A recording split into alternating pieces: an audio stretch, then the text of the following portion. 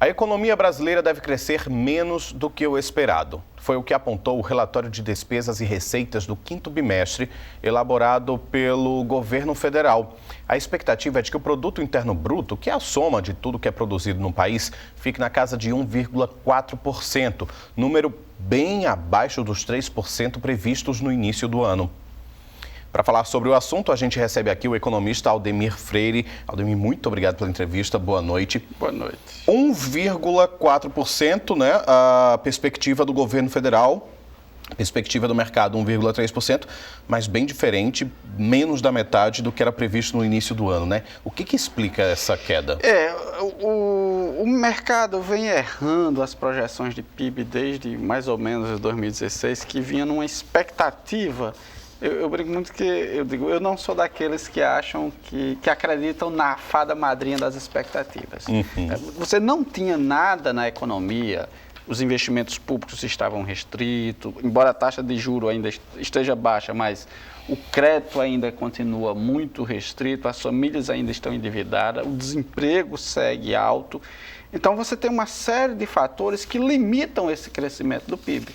Se o consumo não pode subir, porque as famílias ainda estão com nível de desemprego elevado, com nível de endividamento elevado, com o crédito ainda bastante restrito, e as empresas e o governo também não estão investindo, você não tem aqueles motores que puxariam o crescimento da economia.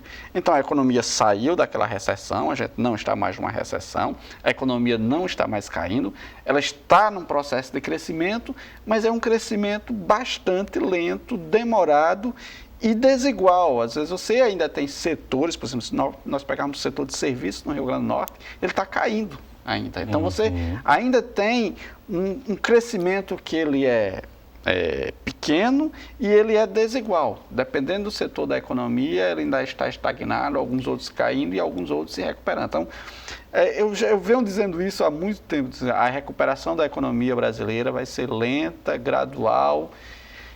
Eu sempre costumo dizer, é você pegar um caminhão, não um caminhão novo, mas um caminhão usado, encher ele de cimento e botar ele para subir a Serra de Martins. Então, ela não vai ser uma velocidade alta. Essa velocidade, essa recuperação segue nesse mesmo processo. Uma boa analogia. Agora, pelo que você falou, há uma série de fatores aí. E muita gente vem colocando aí, até o próprio governo, usando a greve dos caminhoneiros ali no final de maio, início de junho, para tentar explicar essa queda aí na economia.